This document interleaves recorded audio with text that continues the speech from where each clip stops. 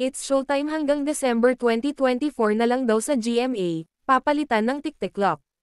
Pag-usapan natin yan. Pero bago ang lahat, kung di ka pa nakasubscribe sa ating channel ay huwag kalimutan mag-subscribe para lagi kang updated sa latest chika. Maugong ang usap-usapang hanggang Disyembre taong 2024 na lamang daw ang ABS-CBN noontime show na It's Showtime bilang block timer sa GMA Network, at ipapalit dito ang TikTok nina Kim Atienza, Pokwang, Jason Gainza, at iba pa. Ang ulat na ito ay inilabas ng entertainment site na PEP, Huwebes ika-21 ng Nobyembre. Ang TikTok ay sariling variety show ng Kapuso Network sa umaga, na lumalabas na pre-program show ng Showtime. Si Kuya Kim ay dating mainstay ng Showtime, hanggang sa umalis siya rito.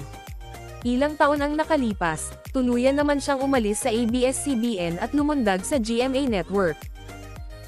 Matatanda ang lumipat ng tuluyan ang Showtime sa GTV, sister channel ng GMA, bago tuluyang lumipat sa main network matapos namang sumalang ng Eat Bulaga sa noontime slot ng TV5 kung saan dating umeere ang Kapamilya Noontime Show, isama pa ang A to Z, bukod pa sa cable channels na Kapamilya Channel at Jeepney TV, at sa kanilang YouTube channel na Kapamilya Online Live.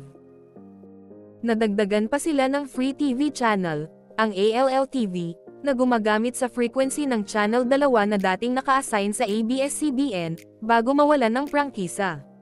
Pero bago pa man tuluyang umalagwa ang Showtime sa GMA ay matunog na noong una na talagang hanggang Disyembre lang sila, matapos ng Matsuji sa ere ang Tahanang Pinakamasaya.